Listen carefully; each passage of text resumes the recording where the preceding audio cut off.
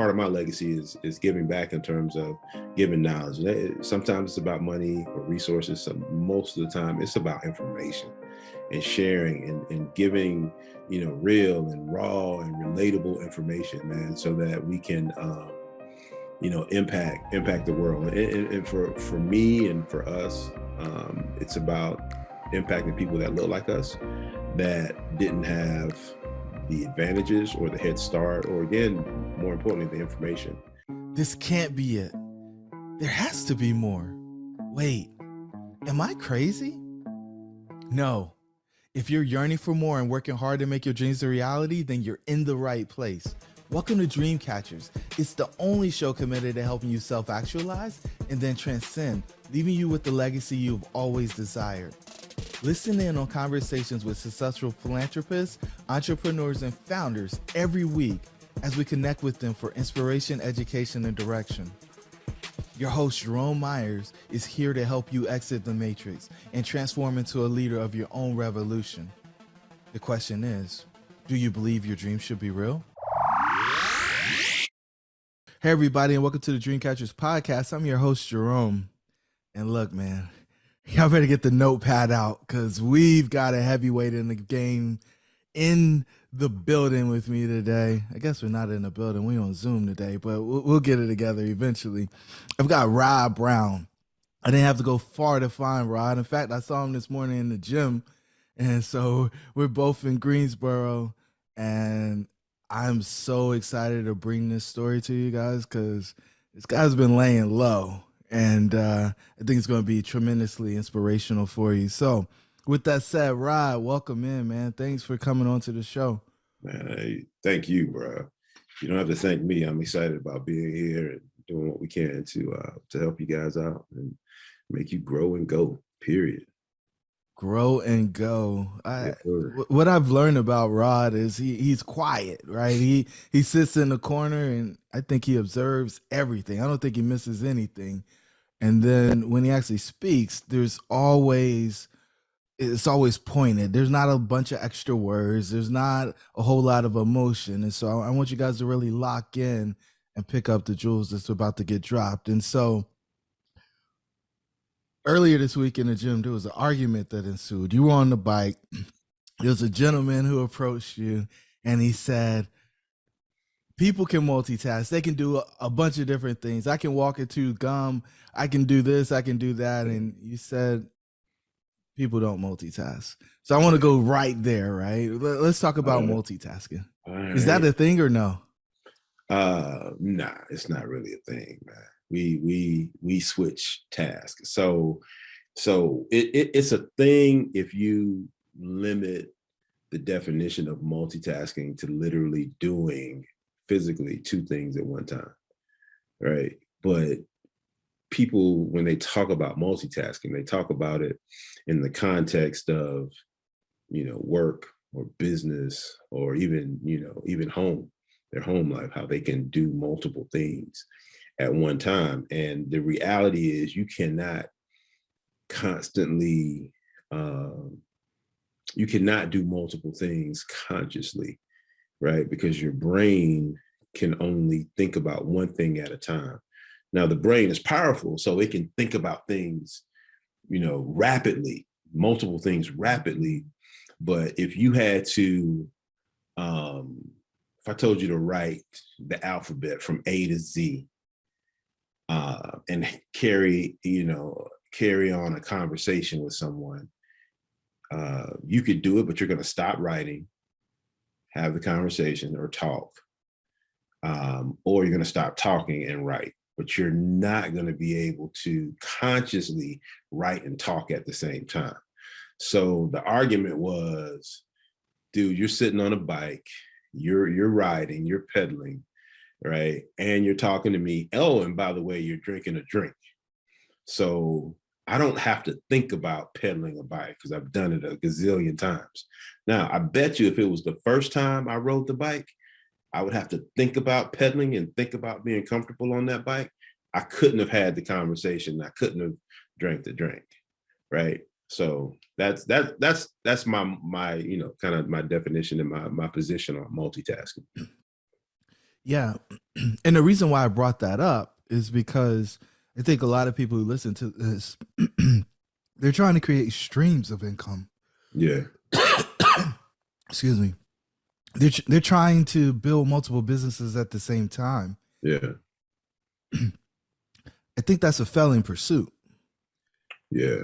Yeah. I'm not sure if so when you look at like, um, really on any level, right? If you look at show me any successful person, right? And that success is legitimate and it's long standing. And I'll show you a person that's done one thing really, really well. And the world needed that one thing. They were operating in their gift. Um, they could charge people for it, right?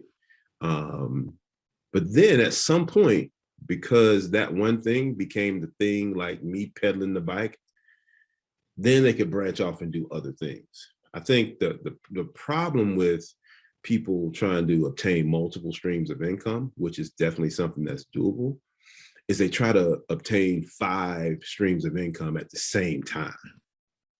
And that's where, you will probably fall short. Why are there so many people in hustle culture trying to do so many different things at the same time? Because I know you consult with like mental health agencies and some other stuff in the Yeah, background, right? So, right. like, why are they doing that? I believe that people, me and my guy Lynch, we talk about keeping the main thing the main thing. A lot of times people don't have a main thing, or they don't like their main thing. Um, and so they want to go do something different, but they've done the main thing. So they want to hold on to that bag too. Right. So I think it's a bunch of different things going on. But if you identify that main thing and keep the main thing the main thing, you can branch off and do other things. The whole hustle mentality is about what we hear, about what we read, about what social media tells you that you need to do, versus the reality of finding that thing that the world needs, that you're solving a problem, that you're really, really good at, that you don't, you're one of the best at it, but you don't exude a lot of effort. Um, that you can, get paid doing it, and that, you're excellent at it, you're superb at it, and let that be the main thing.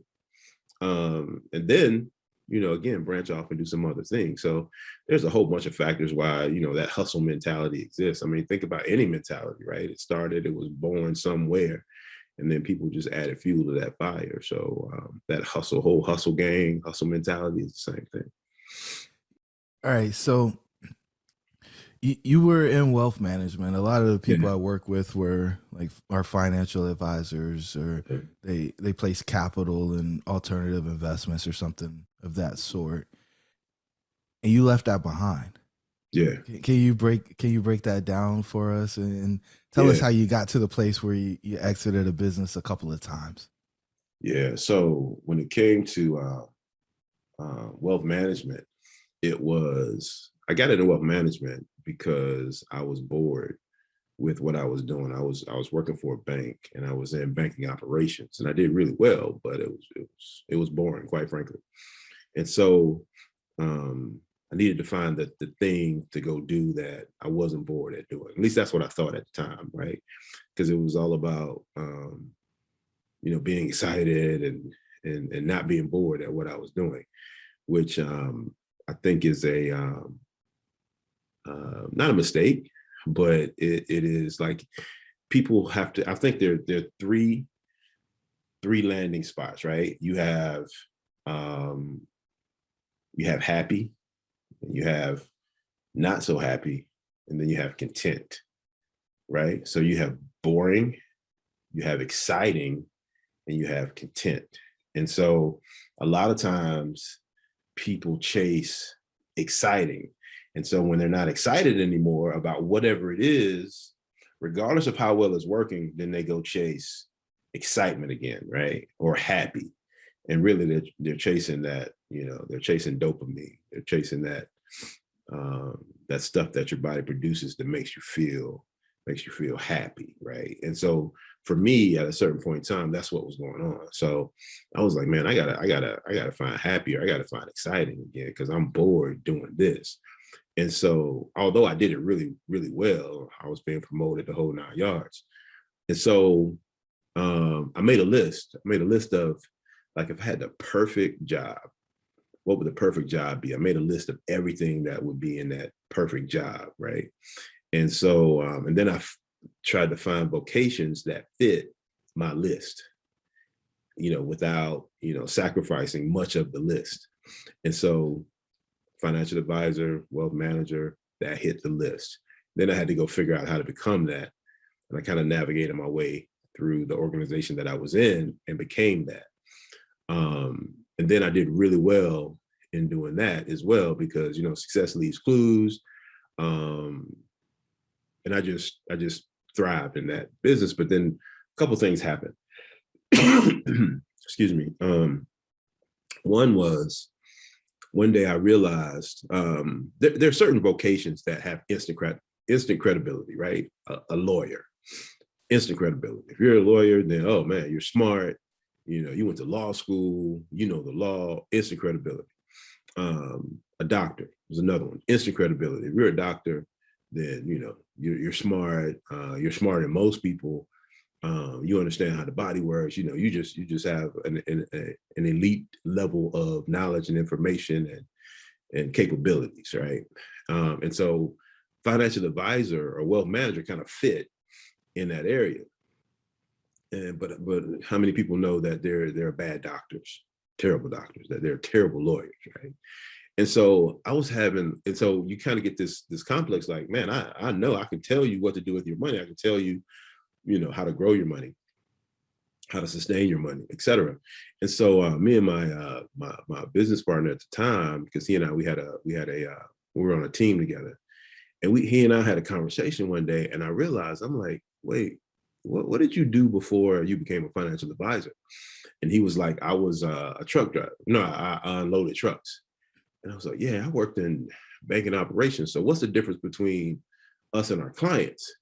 And he wanted to stay up on that high horse of, hey, they need us, they got to have us. And so my whole point of bringing that up was, man, we need to figure out ways to add more value to our clients, because at any given time, they can do what we did, and that's go get information and go get knowledge.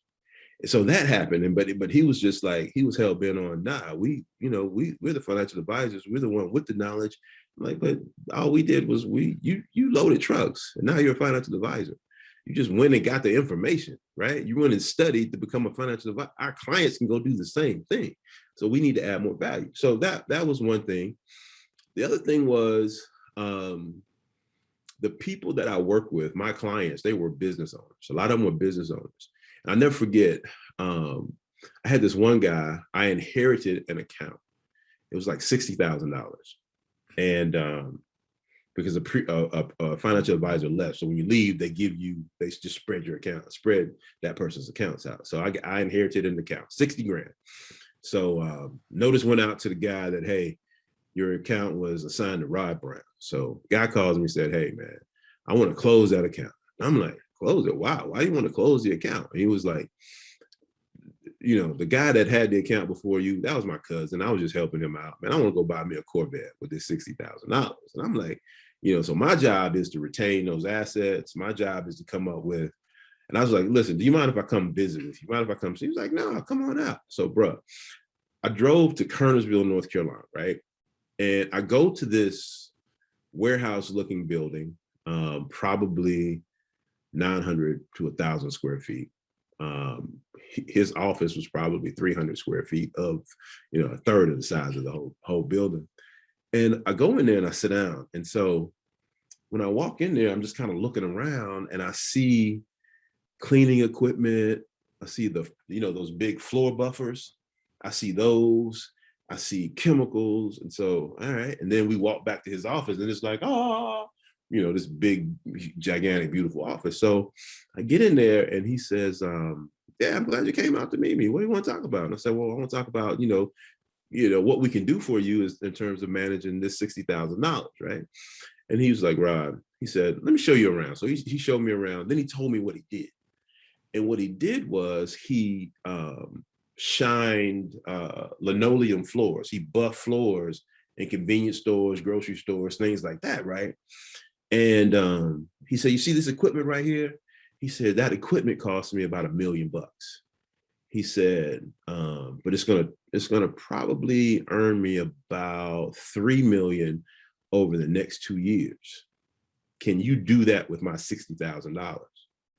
And I was like, nah, I'm not even gonna try to compete or promise. No, I cannot, probably not, right? So he said, okay. And so that was my lesson, one of the first early lessons on just business and entrepreneurship and the mindset of an entrepreneur.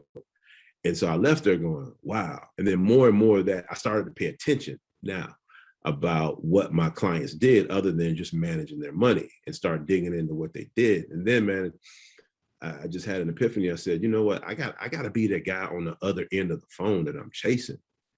And so that just kind of led me down a path of, attention and intention about becoming, the guy on the other end of the phone. So I think so many people miss this piece of the journey. Like if you think about the cash flow quadrant, Robert Kiyosaki's book, Rich Dad Poor Dad, or even the cash flow quadrant book, whatever you want to go to. And they got employee, self-employed, business owner, and investor. And so many people are trying to go from being an employee to an investor. And I think they're missing a critical step. And that's going to being a business owner. Yeah. Because you can invest the money from the business back into the business, create this multiple on the equity, and then use that to turn it into cash flow. Yeah. And I think so many people miss that because all of the marketing messaging is about putting your money in the stock market or putting it somewhere where a wealth manager can manage it. Right. Do you have an opinion on that after being in wealth management, being a business owner, having an exit? Like, talk to me, man. So when it comes to entrepreneurship, right, or owning a business, everyone doesn't own a business, and everyone doesn't own a business for a reason. I do believe that business ownership is important to creating wealth. I believe that. For many years, I've only seen, and just from my experience of managing money for people, I've only seen maybe 2 people that were millionaires, right? If that's going to be the benchmark, were millionaires that worked for someone for like 25, 30 years, right? Everyone else, they were entrepreneurs, period. So I truly believe in business ownership. Now, the way I feel about the stock market is that's a way that you can actually own a business, right? So the stock market it's not gambling. There is some risk associated with the stock market, just like there's risk associated with becoming an entrepreneur. And basically that's all an entrepreneur is someone who's willing to accept a great deal of risk, solving a problem for a whole bunch of people. That's really, I boil down what an entrepreneur is, but that's what an entrepreneur is. So if you are risk averse to the point where, you don't have the skill or you don't have the skill set, to go become an entrepreneur, which many people don't, they end up working for entrepreneurs, which is perfectly okay. Then I think there's some value in the stock market where you can own businesses if you buy stock, right? I can own a piece of Nike, I can own a piece of Tesla, right? Which is someone else decided to take on the massive risk, and you're just kind of riding the coattail of the person taking on the massive risk. I think the challenge comes in when people start investing in all these other products that dovetail off of 3 main investments. That's stocks, bonds, and cash. And so there are a whole bunch of other products that were created to charge fees, to make money for the creators. That's not stocks, bonds, or cash. So when I buy a stock, I do what? I invest in the company. I become a part owner. I can go sit down at the shareholders the shareholders meetings. Absolutely. Thank you for that. I can go sit down at those meetings. I can vote, right, on different things in that company. If I buy a bond, I basically lent my money to the government or to a corporation, or to a city, right, or a municipality, that is. So I lent my money to them. So those are direct um, relationships with someone borrowing my money or me investing in that company. Now, when I buy a mutual fund, that's a whole different animal. Like when you buy a mutual fund, you don't own the actual stock that's in the fund.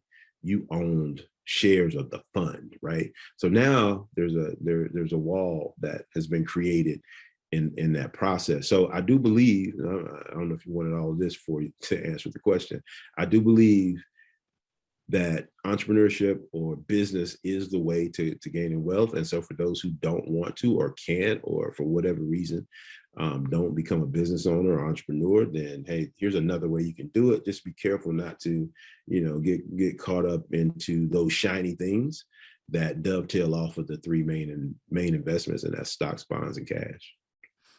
Yeah, I think it's brilliant. And I think so many people have boiled down entrepreneurship to me just going out here and doing like this thing by myself. And Yeah. you can go into a business that somebody else has started and they need to grow it. Right. And Yep. you can earn equity. You can become a partner in that business. Like there's so many different avenues to get into ownership. But Yeah. the thing that you said that I thought was key is that I was a wealth manager. Out of all the people that I sat down with, maybe one or two of them were employees that Right. achieved millionaire status, Right. which, made me something different today than it did 10 years ago. But Right. seven figures is still seven figures, man. I figure so. So, Absolutely. so, so you leave. You, you said I need to be the guy on the other end of the phone. Yeah. I need to be that guy I need to be the guy on the other end of the phone. that Do I you was become the chasing. guy on the other end of the phone? Yeah, I become a version of that guy. I'm not where I want to be, but I'm a version of that person. I have people calling me now. Yeah. He getting a prospecting call. Yeah. Can I take you out to lunch? Right. Let me tell you about this investment. Let me tell you about the turbulent times. Let me tell you about yada yada yada. But I did I had a interesting experience recently with the bank that because You going there? I've avoided debt for a long time, and I've used my money for them. Mostly doing just about anything that I've done after leaving or after selling our company. But I had an interesting experience with the bank, and which was actually kind of eye opening, and I talk about it on our podcast, the Endgame podcast. Um, and actually, we took a snippet out. So if you got on YouTube, you can go check that out about what I say about banks, and the conversation that me and my guys have about banks. Yeah, we'll figure out how to get it dropped in because Yeah, I thought it was phenomenal when I heard it, and it's so real because let's go back to the conversation about entrepreneurship. So part of the reason why you're able to accumulate wealth, amass wealth, is because of the favorable tax treatment of being a business owner versus having all the money from a tax perspective taken out of your paycheck. And yeah, so when you optimize for taxes, you're not optimizing for bankability, right, right? Because absolutely. you're showing less income, you're Yeah, showing less free cash flow than what you're actually handling. yeah. I mean, And you're creating losses. You're creating losses, and you're creating. Typically, you don't want to, talk to the person that's not an entrepreneur, that's not in business, and they don't want to create any losses for themselves. They hate seeing losses, but when you have a potential, it's not really a tax problem, and it's a first world issue. But when you're looking at a sizable tax bill, you're trying to figure out ways legally to minimize that tax bill. And so when you can find ways legally to minimize the tax bill, then that picture doesn't fit into an underwriter's you know round circle. Your situation is square, and it doesn't fit in the underwriter's round circle. So then that just makes you go look at other sources. So so that's an interesting approach. Why self fund? Is it just because of the it's just power and flexibility, right? I believe cash is king. Um, and so like if I, like I'm in the trucking business, right? Or logistics companies. I was corrected on the podcast with Max. Being in the logistics business, there are opportunities I need to act on like right now, right? So, there's a process in dealing with a funder, unless you have some type of line of credit, right? Which is something that we're working on for our trucking company. Um, and so you just have more flexibility and you can take advantage of opportunities. And so, I tell people all the time, try to maintain a substantial cash position, because cash is king, and you can't take advantage of opportunities if you don't have, readily available cash. Liquidity matters, and Liquidity matters. Now, I believe in debt as well, right? So I don't want to paint the picture that cash is everything. I definitely believe in using other people's money. I believe in leverage, because when you think about it, leverage is really wealth. Because if I can go borrow 100,000 and I can go turn that into 300,000, and give them back their 100,000, and I have 200,000. Really simple example, but I think the folks will get the picture. Then that's really wealth, versus me using my 100,000 um, and doing the. I mean, I can do the same thing, but just imagine, you have an open line of credit where every time you use 100, you can make 300. Then you can pretty much print money using somebody else's money. yeah, and it changes the when you get to the percentages, the return on investment. It just Absolutely, changes them so absolutely, dramatically.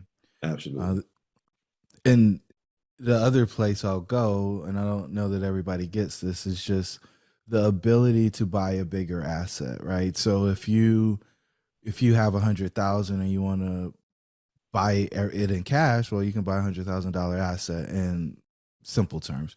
yeah, But if you want to go bigger, because usually there's a larger piece of cash flow tied to a larger valued asset, then you can take that 100, turn it into four, and go out. Well, I don't know what lending today. I see a lot of people getting 50% leverage, so maybe I shouldn't speak so freely on multiplying it by four. But I don't right, want to get bogged down in the math. But the point is, leverage can help you get into places that you couldn't get to if you just did it all cash. absolutely, So let's go back to becoming a guy on the other end of the phone. So yeah. you leave wealth management and you do what? So me and a couple friends, um, we bump our heads and we go start a software company based in Winston-Salem, North Carolina. When no one has a software development degree. My business partner, who took computer science, failed computer science. I had a business information systems degree, but we saw an opportunity, and so we said, "Wow, let's make a run at it." And yeah, we formed a software company dedicated to helping small to medium size mental health and behavioral health care organizations. Um, and that system pretty much ran their practices. And so um, we didn't know anything about the industry. Literally just tripped into that business, and yeah, man, we had about a 15-year run with it. A lot of people want to unlock their ultimate potential but lack the strategy, support, and stamina necessary to achieve their major goals. They often try to overcome these challenges by trying to do it on their own, causing frustration, fatigue, and eventually failure. We have developed a model for a center life, aka the red pill, to help them bolster their beliefs, gain clarity on their path to success, and provide accountability as they take action on their goals. When they take the red pill, they rapidly accelerate attainment of their goals and begin to experience a life of significance and impact. Want to find out more? Hop over to jeromemyers.co. Now, let's get back to the episode.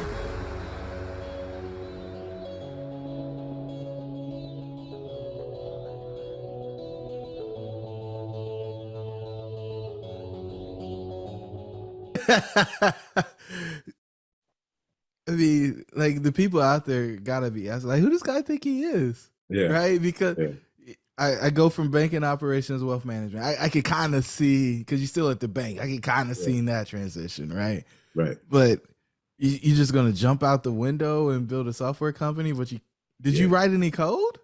Nah. In 15 years, I didn't write a lot of code. Yeah. Nah. So, um, and that's the power of partnership, right? So my business partner and my brother, my friend, we're connected for life. Trinity Manning, he could develop websites. He could create websites, right? And so he was creating a website for a lady who owned a group home, and they would meet from time to time just to review the progress on the website. And so she was always complaining about paperwork and all the other stuff she had to deal with. So he was like, tell me about that, right? And so long story short, he created an access database for her. And so and did it overnight for the most part. That helped her with documentation and a couple other features and functions. And so she liked it. And then she said, man, I wish I could do this. And she said, I wish I could do this. I wish I could do that. And then so he added those features to it. And then it was, you mind if I show it to some of my friends in the same business? And so that happened. And then it was, man, they said, wow, I really wish you could do this. I really wish you could. So literally it just kind of expanded, right? Just from the access database that he created overnight to a system that wasn't all the way there, but it had a whole lot of potential. And so someone else saw that it had potential and offered him money to buy it at that state, right? And where he had it. And so, he's 21 maybe, and he had no idea, should I take this money or not? And so he asked his dad, what should he do? His dad was like, I don't know. And so his dad said, hey, I know somebody that does know.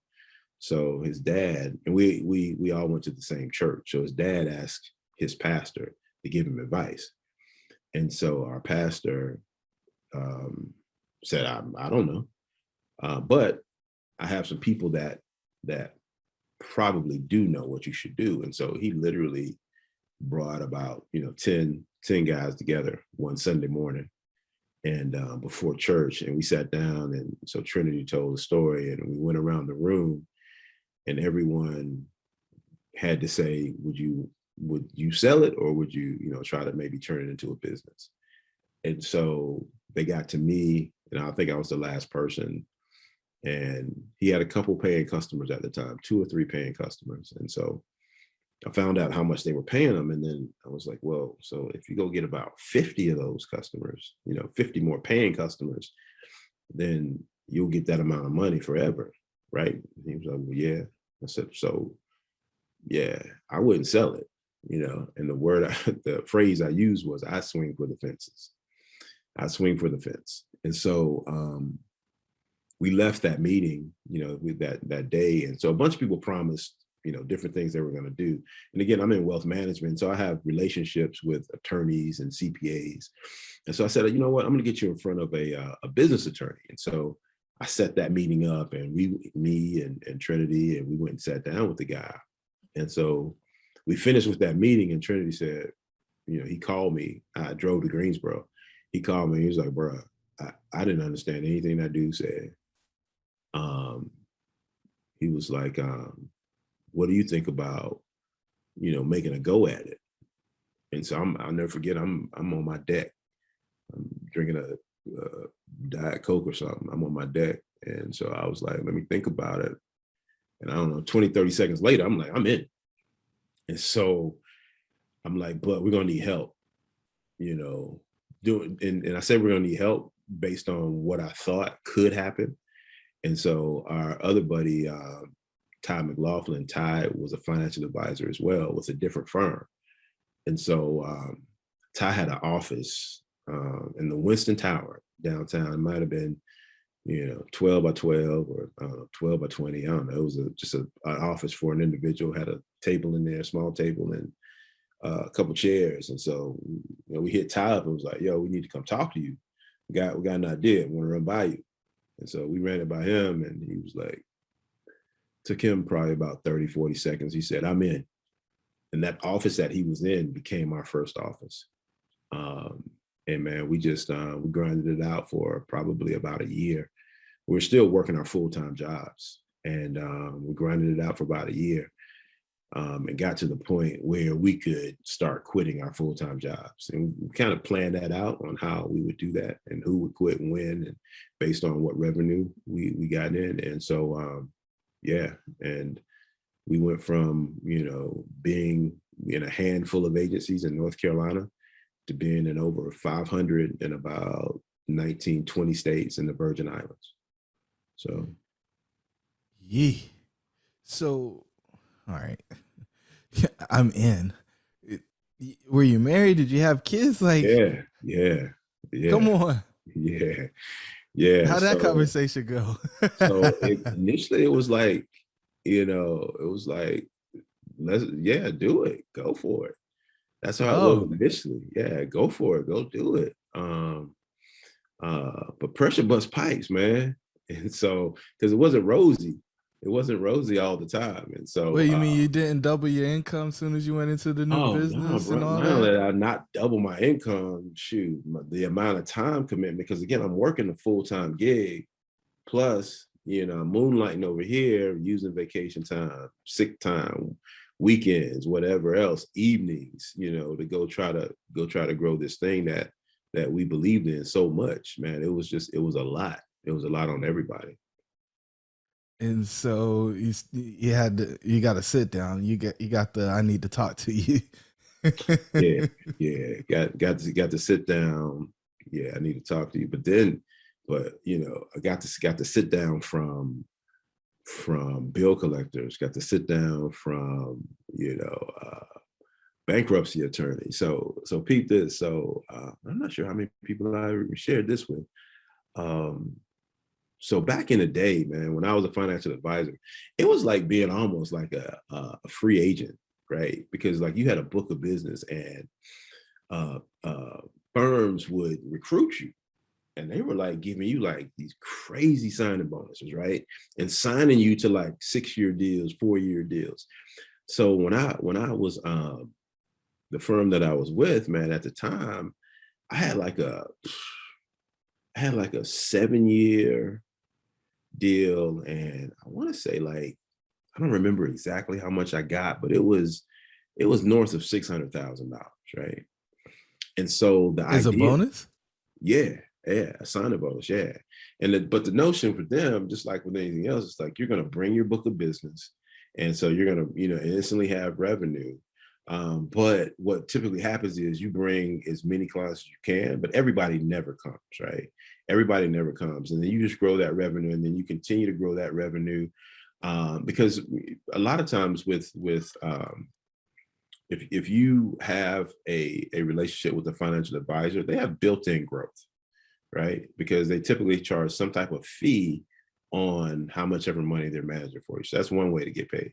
Another way to get paid is commission-based. So I had a mix of business, some commission-based and some just fee-based. So as the value of the accounts grew, the revenue from the fees grew, right? And so all that math was built into why they felt like they can give you these big checks.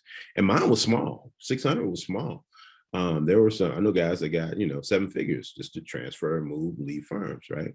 But you had that time period as well. You had that 6-7 years. So I left in I moved to the firm in like 01, 02. And so we started our business in 06. So if you do that math, or I left, no, we started our business in 05. I left in 06. So if you do that math, that's inside of 7 years, right? So I knew that there was a chance that they were going to come after me, right? Because I it was within that 7 years. And so, but I looked around and I had seen where other people did the same thing, and they didn't fool with them, right? They didn't bother them because it's expensive to go chase, go through that process. I'll put it that way. And so, man, but I didn't get that favor. So they came after me, sued me for like, I don't know, $250,000, $270,000. I was like, I ain't got it. I ain't got it. Now what we're gonna do now? Went to arbitration. I lost in arbitration. So one of the things to do was to file bankruptcy. So I filed bankruptcy. So along this journey, I'm trying to run this business. I'm trying to, keep the lights on at the house. I'm trying to, all this stuff going on. And yeah, then bankruptcy happened. And so the sit downs you talk about, I had the sit downs at home, but I also had the sit downs with a bankruptcy attorney, a bankruptcy um, trustee, and other bill collectors. And man, if you think about any financial crisis, I've experienced it, right? And so yeah, I had a bunch of sit downs going through the early years.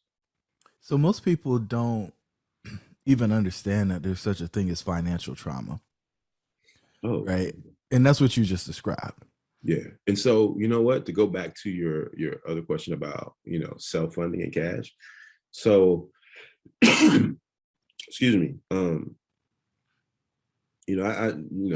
learned that, not always believe this, but I've learned that, things don't happen to us, they happen for us. And so going through bankruptcy, I don't know if anybody's ever experienced that. When you go through bankruptcy, basically you hand someone your finances, you hand them your checkbook, and they pretty much control your checkbook. You're not allowed to borrow any money. You're not allowed to get a car loan. You're not allowed to get a personal loan. You're not allowed to get a credit card. And so your life becomes a life of being on a cash basis to do anything. You want to go on a trip, you got to have the money for it. You can't use a credit card to go on a trip. You can't use, if they don't take a debit card, then you're stuck like Chuck, right? And so I had to do that for 5 years. So for 5 years, everything was cash basis. And so, man, that kind of built a callus, and where, like, I hate debt, despise debt. I don't want a whole bunch of debt, right? But there are different types of debt, and I had to learn that and realize that and understand that. But yeah, that was somewhat traumatic. Absolutely. Yeah, and it'll change the way you approach management of your cash personally and in the business going forward. And where debt could have been a multiplier for you, you may take Right. a step back because you don't want to put too much at risk. And so, Right.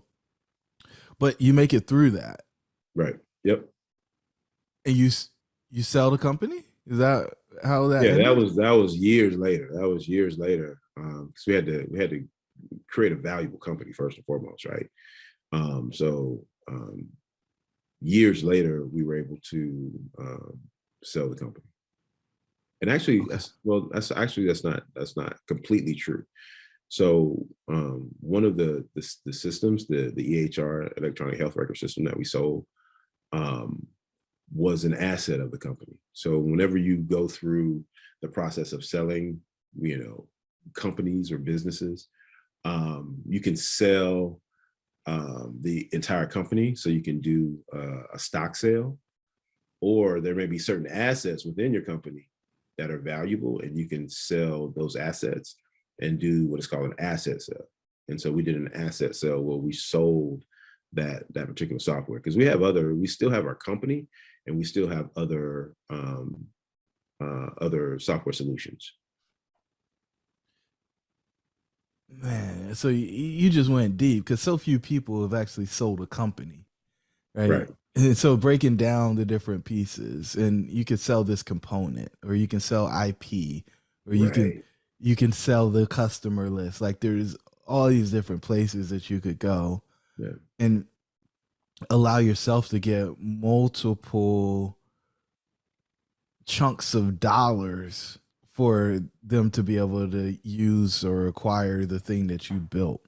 What was interesting though is you said had to build a valuable company first. Yeah. Yeah. What makes a company valuable? It's profitable, and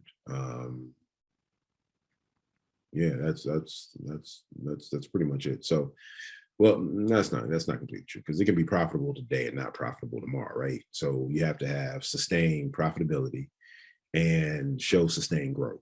where year over year over year, you see a steady growth rate, and the problem that you're solving doesn't seem to go away. It's a problem that's going to be there for extended amount of time. I'm talking about years, right? So one of the things that I'm really proud of that we accomplished in our business is we made a list. It's called the Inc. 5000 list, and it's the 5,000 fastest growing privately held companies in the U.S. And we made that list 5 years in a row. And the bare minimum was a 20% growth rate, right? And so we made that list 5 years in a row until we sold the company, and we didn't care if we made it again because we sold the company. But yeah, I think it was 2016 was the first year through 16, 17, 18, 19, and 20. Yeah. So and So I'm what proud of that because of the sustained growth that we had year over year. So what was driving the growth? Because I mean, most people are happy to grow 5% a year in their Yeah. company. Yeah. So a couple things. The main thing is, well, I'm not gonna say the main thing, but a key component was the fact that, remember I talked about how an investment advisor that does fee based, as the assets grow, then their revenue grows. So they have a built-in, with the existing customer base, they have a built-in growth rate. And so we were the same way. We had customers that used our software, and it was a software as a service, meaning they didn't buy the software, they kind of rented the software. So they got to use the software in their business, and they pay us a small amount of money for every person that used the software, right? And so if a company started off and they bought 10 seats or 10 licenses, well, hopefully the software is going to help them grow their business. So they're going to need to buy more seats.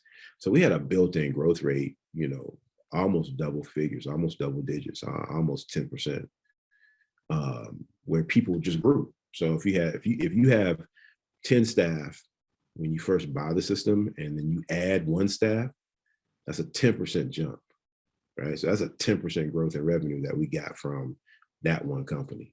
And so if you can imagine, some people added, 10%, some people added 5%, some people added 18% to their staff. And so every time they did, they had to buy new licenses. So we had that built in. And then the other thing is, just because it's a software as a service, there's some predictability in terms of what your revenue is going to be, as long as you don't let revenue churn and leave out of the back door. So that recurring revenue, you have an idea of what it's going to be. So recurring revenue, the way it works, it's like a snowball. You pack a little bit of snow together and you roll it along the ground. Then ultimately it's a big, big circle or big sphere of snow. Same thing with software as a service. So a lot of these, so you see a lot of, and we all, we all purchase things on, recurring revenue models, Netflix. You have Netflix, you have anything that you pay a monthly fee for. And then you're like, man, this is really, really low, $8 to have all of this streaming service. Well, if Netflix has 1 million people paying them $8, that's $8 million. And so if Netflix says, you know what, we're going to increase our price by $1, right? They just added $1 million to the revenue side, right? And so I would encourage anybody that's having a business, that has a business, to try to somehow, have that business on a subscription basis, where you're receiving recurring revenue, right? So that's the difference between, say, a contractor that builds a house. They build a house, they sell that house, and now they have to go do what? Build another house. Well, if they build a house and rent that house, they just need more renters, because then they can build another house and rent that house, and they keep paying them over and over and over and over again. If they're adding value, then they can say, you know what, I'm going to put a gold front door. So now your price is going from $800 a month to $850 because you have that gold door that I put on this house, right? So recurring revenue is the way to go. Everybody needs a subscription-based business in some way, shape, or form. Some way, shape, or form. And what's crazy is, and so I don't know if you remember when the subscription box came about, right? Where you can get, normally it's products where you go into the store and you buy one time. But somebody said, wow, man, I can turn this typically a one purchase item, and I can create a box, a subscription box. I'm gonna put these things out. Normally only buy one time or once a month. I'm gonna put them in a box, and now I just need as many people as possible to pay me, $10.99 for this subscription service. And now it's what? It's recurring revenue. We call it MRR, monthly recurring revenue. That's what you want. Is off. So that's why you got these box gyms, these big box gyms. They say, just give me $10 a month. That's it, right? Well, you go $10 a month. That's not, yeah, I'll pay you $10 a month.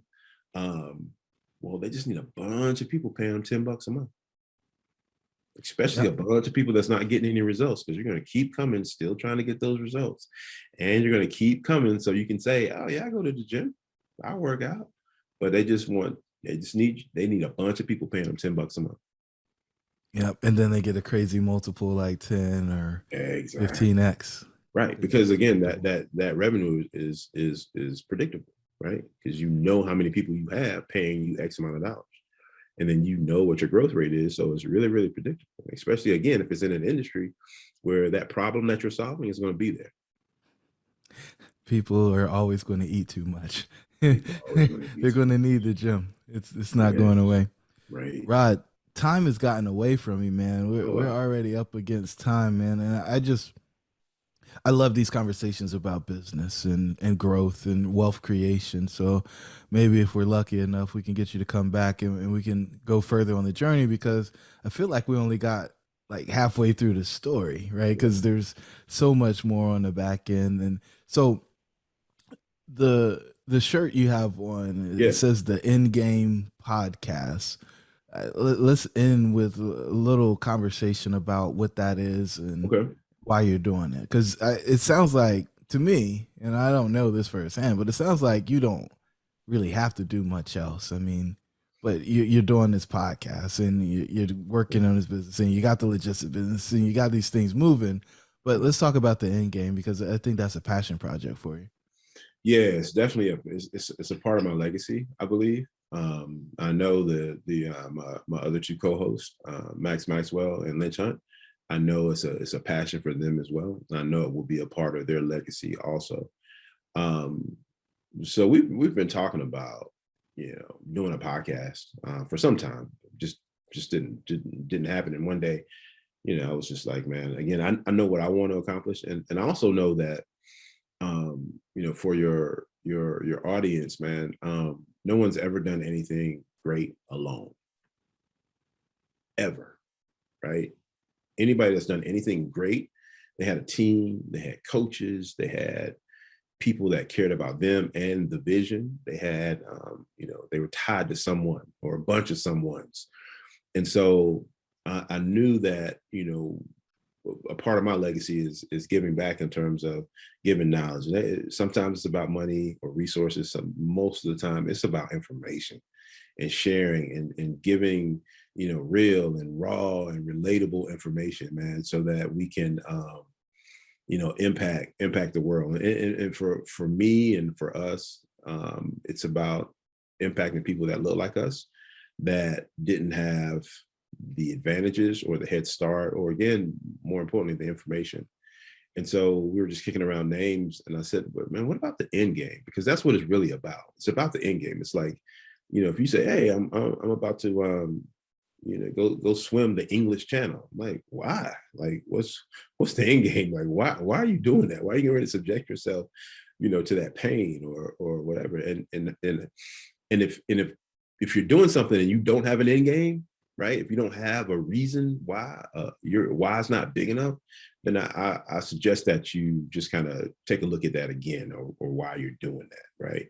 So yeah, so man, we came up with the End Game Podcast, and cool thing about it is one of the things that I said, and I said, and I probably still have the text. I told the guy, I said, I don't want to do it if we can't be honest and raw with the people and share experiences. And so if you go out and go to the End Game Podcast on YouTube or Spotify or Apple, and listen or watch, you will see that. I mean, we're raw, we're honest about a bunch of stuff, about finances, about manhood, about relationships, you name it. We've already touched on it. And we're only 8 episodes in, and so for the most part, it's just been myself and Max and Lynch, and I'm really excited about the episode that's dropping in the next few days, where we have a guy whose mantra was 50 by 50, and the 50,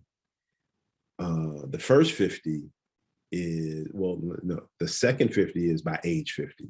The first 50 is getting 50 McDonald's by the age of 50. And so he's about to turn 50, and he's accomplished that.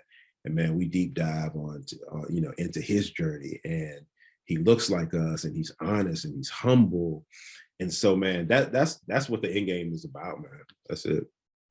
Love it, love it, love it. Guys, go subscribe. Podcast listeners, listen to the podcast, and it's one I pick up every week. So I encourage you guys to grab it as well.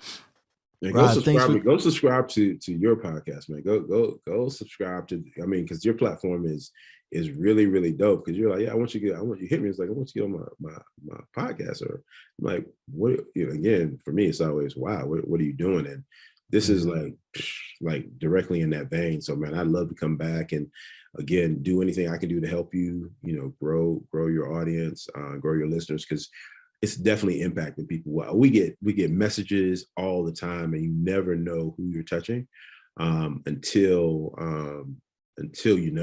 and you're like, I don't know about you, but I'm blown away by impact, and I'm sure you've impacted so many people. So thank you for the opportunity to sit down and talk with you when we're not huffing and puffing and complaining about burpees. Yeah, man. Get Lynch out of here, man. To the listeners, your dreams should be real. Thank you for joining the tribe today. We would love to hear from you. Please don't forget to rate, like, and share. Perhaps someone you know could benefit from what we've discussed. Until the next time, remember that your dreams should be real.